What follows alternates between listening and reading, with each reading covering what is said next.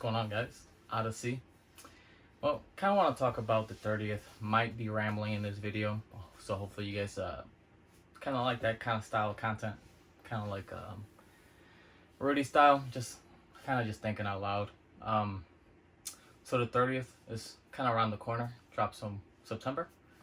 So this is not a doom and gloom kind of video, but more so like keeping your expectations and maybe drop some of that hype, the FOMO that we feel when a new set, new shiny object come around the corner.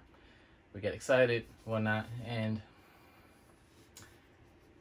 just gotta be careful because I feel like the prices are a bit too inflated at the moment. Not even too, it is very inflated, man. Because of the hit rates,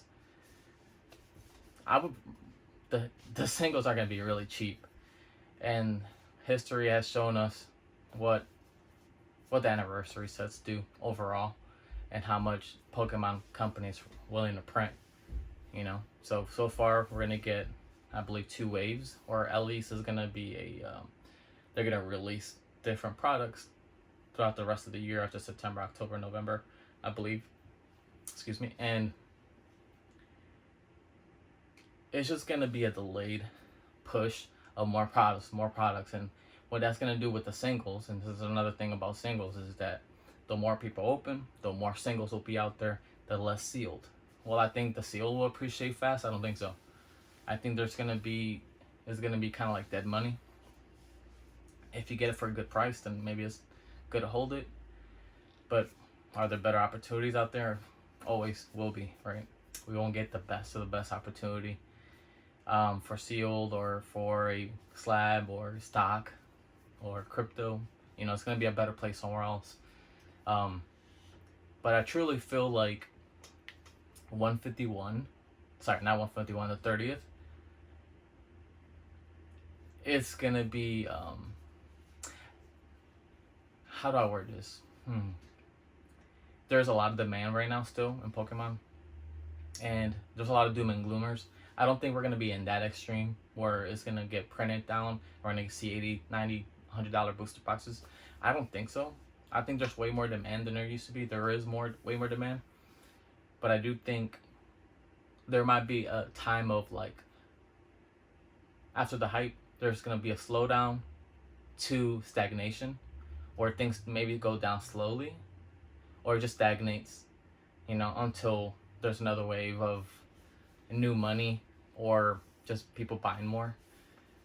It also depends on a few other things. I know there's a disconnection between Bitcoin now and crypto in general for the TCG, but I'd imagine if Bitcoin starts running up, hitting 100 plus K, 100K plus, that people will liquidate and go back into TCG. That's new money being injected into the hobby. Let's see what else. You just gotta be careful, especially with singles, guys, because unless you're a collector,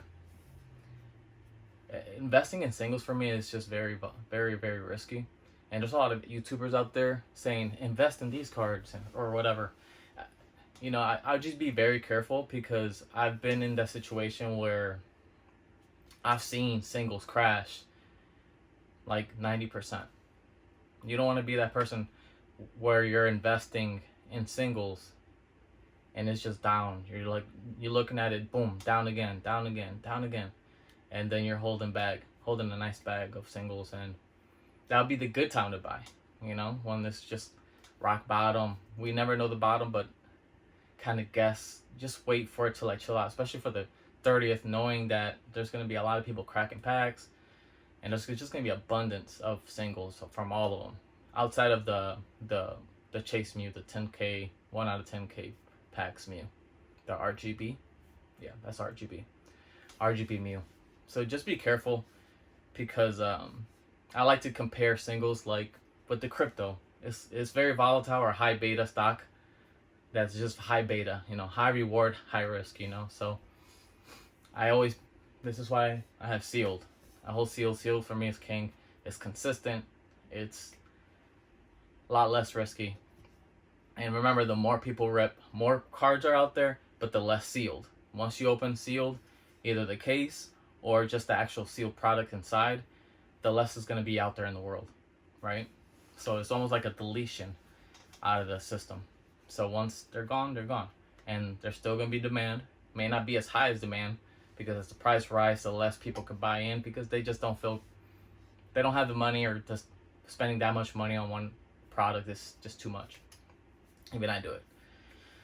So, or even, you know, there's a certain point for everyone that's a certain threshold of a price where they're like, yeah, I can't do that.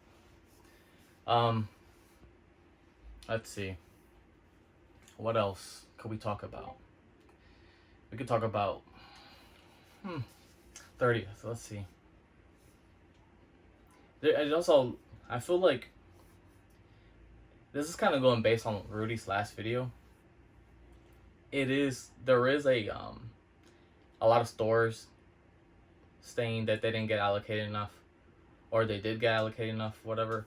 There's a lot of different reasons why that could happen. New store versus spend versus a store that has spent and been making a relationship with this distribution, whichever they are, Southern, you know, or whatever, for a long time.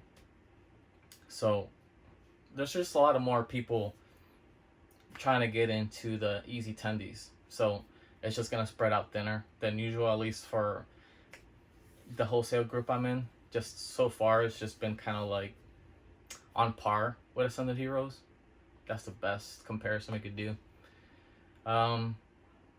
So just hopefully I could get at least a case of the UPCs. I know I'm going to get a case for the ETBs. But anyways, going off topic. Yeah, I don't know. I am very bullish for the 30th for the long term. Absolutely. 3 to 5 years. Absolutely. I have some good amount, not like a large amount up to 25th, but I got some. Mostly of the Charizard, the Lance Charizard boxes. I used to pick those up all the time at Target, Walmart for $20 all the time. Easy peasy. And I remember I used to leave some. Just leave it there. And they were just $20. I used to leave like a good amount, because nobody wanted them at the time, you know? So even me, I was like, should I buy all of them? You know, and I didn't. Not all the time, because nobody cared for it. And I'm like, will this ever go up? You know, you had that little doubt in your head. So I still had and still have, because I broke some down and sold some. I loose the loose 25th. Still got like around 10 to 12 of those boxes. It's crazy, because I could sell like 2 to 3 and recover all my money. That's crazy. Maybe even 2 or 1. Crazy. And I got some other boxes though, like the Pikachu V Union. And then I got one ETB I bought for $70 a long time ago. From what, Game Nerds? Yeah, I think Game Nerds. It's just crazy how much has changed since when I first got back into Pokemon in 22. You know, at the time you go into a hobby not knowing there's like a bear market. I seem to run into markets during the worst times, which is good. I feel like when you go into a market when it's dead, or like you just have a tougher skin. If you go into it in a bull market, you have such a high expectation of how things are, and it's not realistic.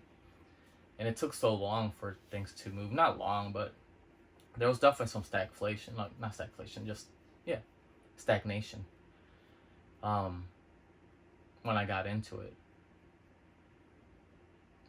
And I didn't know, you know, when you go into it, you're learning everything brand new again.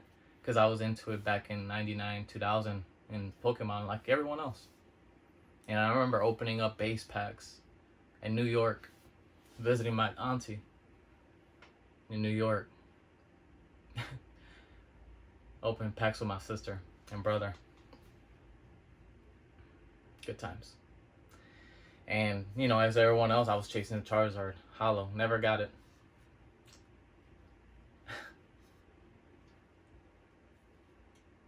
Almost traded it for like a Dragonite or 2 Dragonites for somebody at the time. And I didn't even know about first edition. Oh, I did know about first edition later on, but definitely didn't know about Shadowless and stuff like that. Like, that was just, you know, there's so much information you could get now versus back in the days where there was little to no internet, you know. It's pretty amazing actually, how much information, which is kind of like a double-edged sword, right? You get so good information, but at the same time so much over information, like just information overload that kind of like makes your brain kind of scrambled. I don't know, at least for me.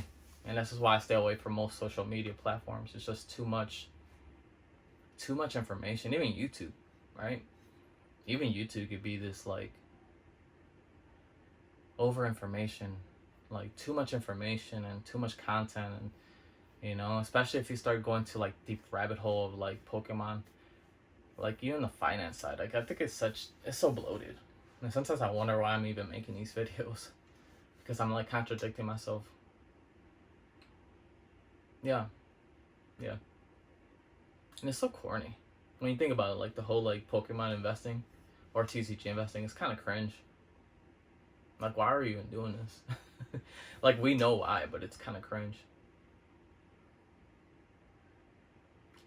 Yeah, because it's high risk, right? There's high risk and there's high reward. I don't know. It is cringe. I'm gonna check this real quick if it's even recording.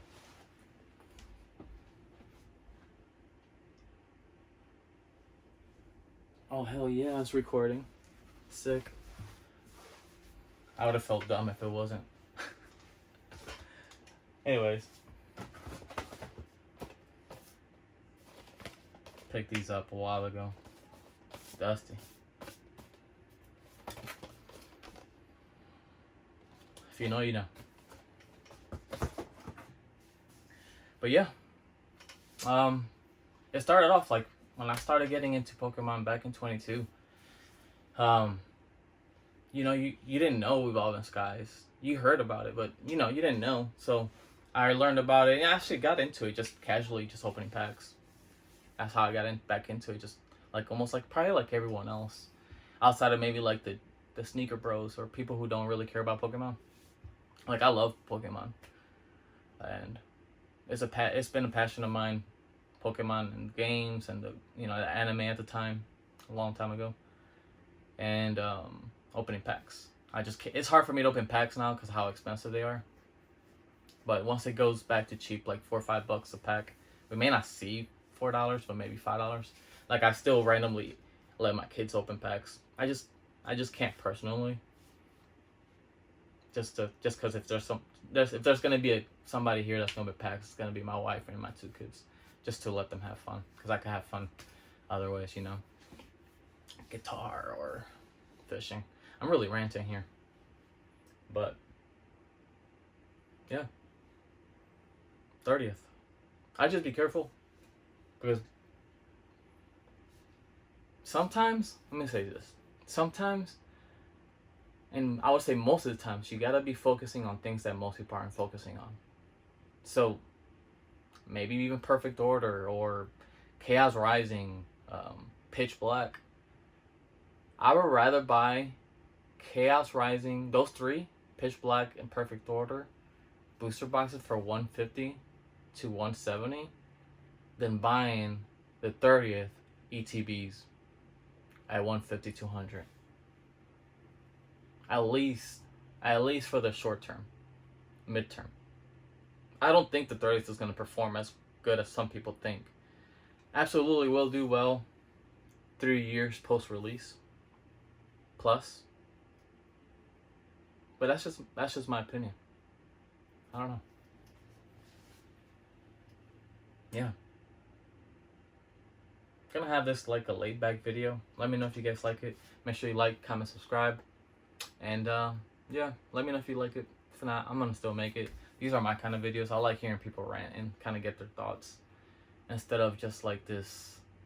Not that I have scripts, but I already have a thought and script in my head, or notes with bullet points. I just rather go top of my head. I feel like I could talk better that way and more relaxed. I'm not so intense, so tense. I feel more relaxed in me. Anyways, I'm out. Bye.